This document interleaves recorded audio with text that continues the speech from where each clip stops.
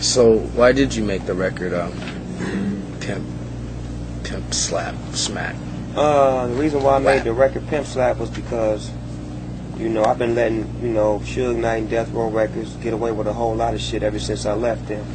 You know, I've been very quiet and, you know, went over to No Limit, made my record, put out records dissing me, put out a record called Dead Man Walking with me on the cover of it, with Red on, you know, making it like I was gonna die, or, you know, put out a tape, Death Row Uncut, where they was showing everybody my address where I lived at.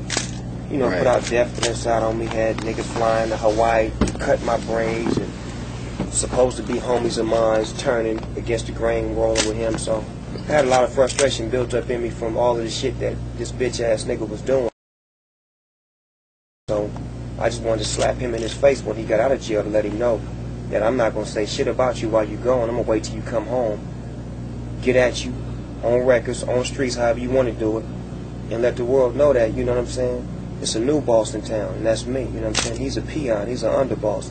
He ain't had a hit record since me and Dre left. He don't have no quality artists. I seen him on a TV show today, some low-budget ass TV show that don't nobody get outside of L.A., California. You know, just talking unintelligent as possible, you know. So, like I say, I'm not going to really spend too much time on him, but I will address it so they will stop putting my name and his name in the same sentence, because we're two different people. When I was on Death Row Records, I was a boy, and I was a few dollars in my pocket. I'm driving a Rolls Royce and living in a nice home. But as I got older, I started to realize that I didn't want stuff or gifts or, you know, things that were mine in another man's name. I wanted things in my name. I wanted to own my own situation. I wanted to create my own environment. And that's what I did by going to get with Master P and No Limit. Master P showed me how to do business, how to put artists in the game, how to treat people fair, how to beat Snoop Dogg. And, you know, like I said, I want to thank Suge Knight and Death Row for teaching me everything not to do in the music industry. And I want to thank Master P for teaching me everything to do in the industry. All right. Can you show us those keys? Is that to your Snoop DeVille? No, these are the keys to the Porsche outside. That blue one out there, that crib blue Porsche you see outside?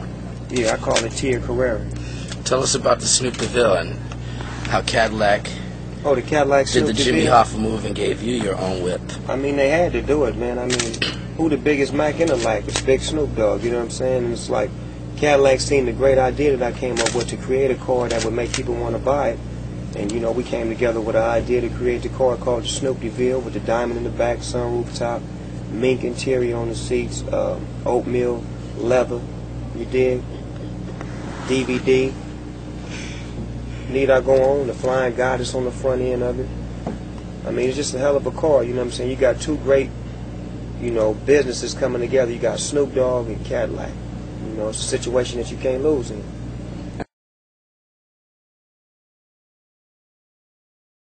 Wall Street Journal, is Snoop about to take it to the stock market? I am the stock market. I'm the biggest thing since motherfucking Jimmy Hoffa. You didn't know that?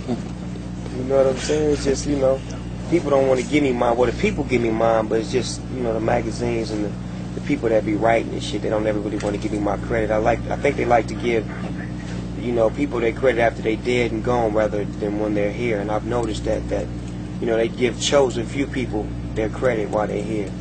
You know, and West Coast artists specifically don't never get that credit until they dead and gone. But, you know, I'm going to change the game and make it happen. So I asked you before about politics.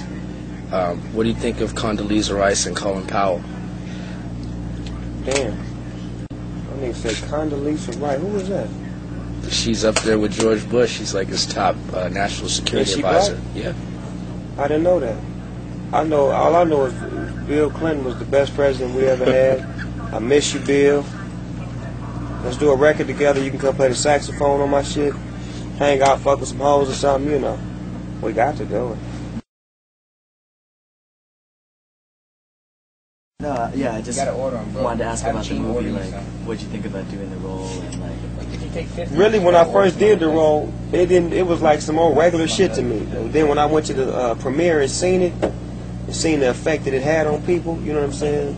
It made me like treasure the role, you know what I'm saying? Like really treasure being on that big screen and pulling off the role the way I did, because to me it was just some regular shit, because I know people or just like the character that I was playing, so it was like a character that was so easy for me to play. You know, it's like when I do things like that, people always say, you did a great job. That was, and I'm like, this shit was regular. You know, shit that I was like stressing and struggling trying to get right for, they don't say shit about. You know, but the regular shit is like the shit that always wins. So simple sales, I guess. And to answer your question, no, I'm not a baby boy. I got my own shit. Ain't no bitch gonna ever throw me out. So what was one of your projects that you were stressing over? Bones. Because I was trying to get so right for that. I was, you know, working with Pam Grier, and don't nobody know I fainted when I first met her. I went to the bathroom. For real? Yeah, man, I fainted like a motherfucker. I went to the bathroom. For real? Yeah, man, I fainted like a motherfucker. I went and fainted like a motherfucker. Straight fell out. But you know what though, Queen B? And fainted like a motherfucker. Straight fell out. But you know what though, Queen B? And fainted like a motherfucker. Straight fell out. Where in the world is the best weed, and where in the world is the worst weed? Are you talking about in America? No, outside of America. Okay, well, I'm going to stay in America for a minute. All right. People might not know this. And don't nobody know I fainted when I first met her. And don't nobody know I fainted when I first met her.